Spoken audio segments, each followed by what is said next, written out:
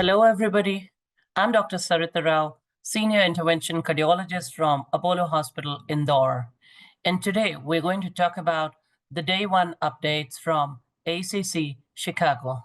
Now, typically, we're looking at five very interesting trials which have come up in the day one. That is, the first is the sole randomized trial. We're looking at oral semaglutide, which reduces the CV events in people with type 2 diabetes with atherosclerotic cardiovascular and or CKD. The second interesting trial we're looking at is the DAPA-TAVI trial, that is the dapagliflozin in patients undergoing transcatheter aortic valve implantation. The third, which we are looking at, is the primary and the secondary outcomes of the women ischemia trial to reduce events in non-obstructive coronary artery disease, the warrior trial results. And fourthly, the effect of the once-weekly subcutaneous semaglutide on the functional capacity in patients with type 2 diabetes and peripheral arterial disease. These were the results from the STRIDE trial. And lastly, we're going to be looking at the main results of the phase 3 REVERSE-IT trial. So let's look first at the SOUL trial. The design of this trial and the objective of this trial was to assess the CV efficacy of oral semaglutide with regards to the risk of MACE compared with placebo in patients with type 2 diabetes and at high risk of CV events. Now, this was a double-blind, placebo-controlled, event-driven superiority trial, and they randomized assigned patients who were 50 years of age or older and had type 2 diabetes with a glycated hemoglobin level of 6.5 to 10. They also had known atherosclerotic cardiovascular disease, CKD, or both, and they received either once daily semaglutide, and the starting dose was 3, and they hiked it up at 4 weeks to 7, and then another 4 weeks to 14 mg, and then they compared it with a placebo in addition to standard of care. The primary outcome was major adverse cardiovascular events, a composite of death from cardiovascular causes, non-fatal MI or non-fatal stroke, and assessed in a time to first event analysis. The secondary outcomes was a 5-point kidney disease outcomes. They also looked at CV events. Now, there were 9,650 participants who had undergone randomization. The median follow-up was 49.5 months. And when they looked at it, the primary outcome event occurred in 579 of the 4,825 participants in the oral semaglutide group, is compared with 668 of the 4,825 participants in the placebo group.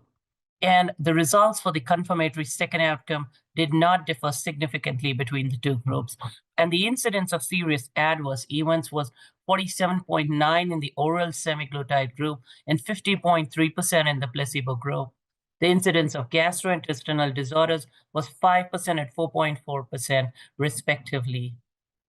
So they decided, based on the results of this trial, that oral semaglutide reduced major cardiovascular events by about 14% in patients with type 2 diabetes over nearly 4 years. And oral semaglutide was superior to a placebo in reducing the incidence of the 3-point MACE in patients with type 2 diabetes and ASCVD and or CKD. There was also a consistent CV efficacy of oral semaglutide across the various subgroups by age, sex, BMI, eGFR, and concomitant medication. The overall safety profile of oral semaglutide in the SOUL was similar to that observed in previous clinical trials with semaglutide, and no new safety signals were found. The trial results add to the favorable benefit-risk profile of oral semaglutide in this population. It is the first and only GLP-1 receptor agonist with proven CV benefit. The second trial, which was very interesting, was the DAPA-TAVI trial, which enrolled 1,257 patients undergoing TAVR at 39 Spanish hospitals. The participants had an average age of about 82 years, and interestingly, in this trial, half were women. All the participants had previously been hospitalized for heart failure and had severe aortic stenosis. Participants also had at least one other condition that put them at high risk of poor health outcomes, such as diabetes, either a poor kidney function or a low left ventricular ejection fraction. They were looked at 3 months and at 1 year, and the primary endpoint was a composite of all-cause death or worsening heart failure. The secondary endpoints were again all-cause death, hospitalization for heart failure, or an urgent heart failure visit which required diuretics, cardiovascular death, and composite of hospitalization for heart failure or cardiovascular death. So at 1 year, the rate of the study's primary endpoint, a composite of all-cause death or worsening heart failure, was 28% lower in patients taking dapagliflozin. This statistically significant improvement was attributed to a 37% reduction in worsening heart failure among those taking dapagliflozin. Again, among elderly patients with aortic stenosis undergoing TAVI and at high risk for heart failure, dapagliflozin was safe and reduced the incidence of all-cause death or worsening heart failure as compared to the standard of care. The women's ischemia trial was the third trial, and they looked at to reduce events in non-obstructive coronary artery disease. The concept was that intensive medical therapy would reduce primary outcome in first occurrence of MACE by 20% versus usual care at a 5-year follow-up. This is the largest trial in the INOCA field, and it documents the high burden of recurrent angina hospitalization. Sensitivity analysis incorporating contamination at both arms demonstrated a non-significant 25% MACE reduction, potentially supportive of an effect that had sufficient statin and ACE-ARB being utilized. The results extend prior literature suggesting that ACE-ARB treatment in INOCA to a goal of a systolic BP of less than 120 may be best for the SAQ angina reduction. Typically, the Warrior trial was showed that among women with suspected INOCA intensive medical therapy, it actually failed to significantly reduce the first occurrence of MACE versus usual care at 5 years. And this was typically symptomatic women with suspected INOCA at 71 US medical centers and randomly assigned to receive intensive medical therapy, which consisted of a high intensity statin, an ACE inhibitor, or an ARB at a maximally tolerated dose and low dose aspirin, and the other half had received usual care. This trial enrolled about 2,476 patients. It had a median follow-up of 5 years, and the mean patient age was 61.2 years, and all of the patients, 100% of the patients were women. And there was not a significant difference in the primary outcome in the intensive medical therapy arm. That's 17.84 versus the usual care arm, 16.17 when it came to MACE. And this was primarily driven by hospitalization for chest pain. In the secondary outcomes, there was not a significant difference in the secondary outcomes, which included, again, quality of life, time to return to duty or to work, healthcare utilizations, angina, cardiovascular death. So typically, the Warrior is a neutral trial and showed no significant difference in MACE in the intensive medical therapy versus the usual care arms.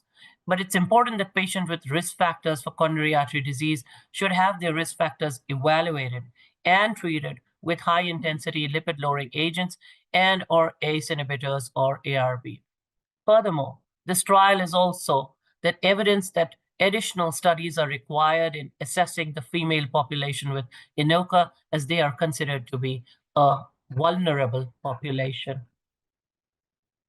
The next trial that we are looking at is the STRIDE trial, and we know about the potential mechanism of GLP-1 receptor agonist benefit in peripheral arterial disease. We know that GLP-1 receptor agonists have a great role to play. They decrease the HbA1c, they reduce the weight, the inflammation, the blood pressure, they reduce the kidney complications, and macro and microvascular benefits are also there. STRIDE typically was a double-blind randomized placebo-controlled trial done at 112 outpatient clinical sites in 20 countries in North America, Asia, and Europe. All the participants were 18 years and older with type 2 diabetes and peripheral arterial disease with intermittent claudication. They were Fontaine stage 2A, and they were able to walk greater than 200 meters and had an ankle brachial index of less than or equal to 0.9 or a toe brachial index of less than or equal to 0.7. Patients were randomly assigned 1:1 using an interactive web response system to receive subcutaneous semaglutide 1 mg once per week for 52 weeks versus a placebo. The primary endpoint was the ratio to the baseline of the maximum walking distance at 52 weeks, measured on a constant load treadmill in the full analysis set. Safety was evaluated in the safety analysis set. So basically, in this entire 1363 patients were screened for eligibility, of whom 792 were randomly assigned to semaglutide or placebo. And about 25% of the participants were female.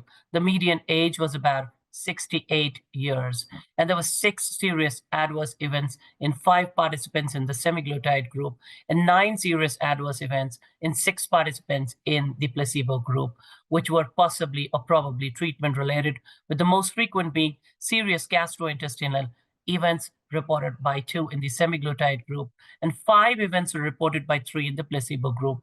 There were no treatment related deaths. So basically, semaglutide increased the walking distance in patients with symptomatic peripheral arterial disease and type 2 diabetes. Research implications include the need for future studies to further elucidate mechanisms of benefit to assess the efficacy and safety in patients with peripheral arterial disease who do not have type 2 diabetes.